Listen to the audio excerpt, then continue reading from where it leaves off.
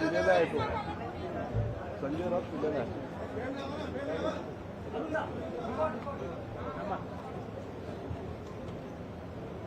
पहिले ते हो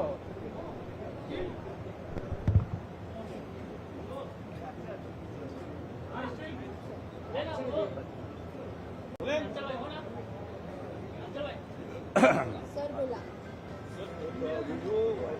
एकनाथ शिंदे साहेब पहिले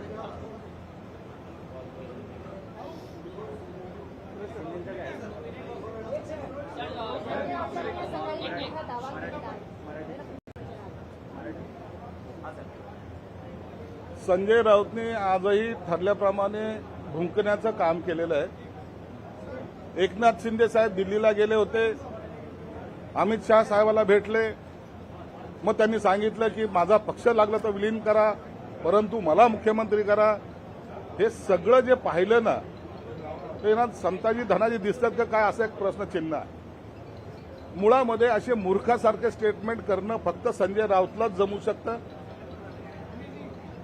आम्ही जे काही त्यांना टोचलेलं आहे त्याची जखम आजही त्यांची भळवळते. आणि म्हणून सकाळी उठलं का एकनाथ शिंदे, दुपारी उठलं का एकनाथ शिंदे, मेळावा असला का एकनाथ शिंदे, संध्याकाळी झोपताना एकनाथ शिंदे, मग त्यांची ती दाढी, मग त्यांनी त्यांचा असलेला करिश्मा, यावरच त्यांची असं एकंदरीत टार्गेट हा एकनाथ शिंदे साहेब असतात. शिंदे साहेबांनी ज्या पद्धतीनं 2.5 वर्षापूर्वी 3 वर्षापूर्वी त्यांना जी काही त्यांची भूमिका मांडली होती त्यामुळं त्यांची गेलेली सत्ता ही आजही त्यांना स्वस्थ बसू देत नाही.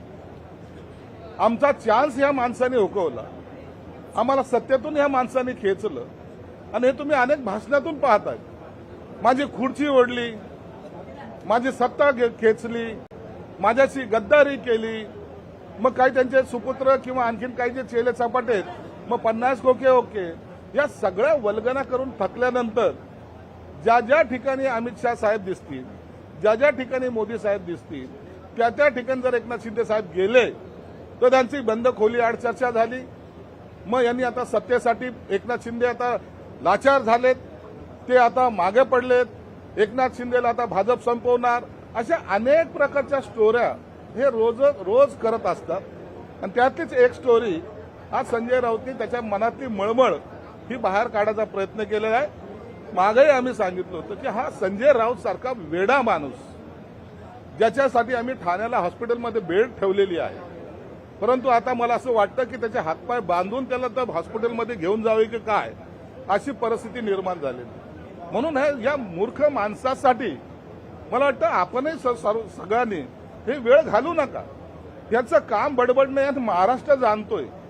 या पक्षाचे उबाटाचे जे शकले झालेली आहेत त्याला कारणीभूत असलेला माणूस एकमेव तो असल्यामुळं त्याला ती धडपड आता दुसऱ्या पद्धतीने मुझे गिनो, मला कुणीतरी माझं अस्तित्व ठेवा, अशा पद्धतीचा त्याचा प्रयोग चालू आहे.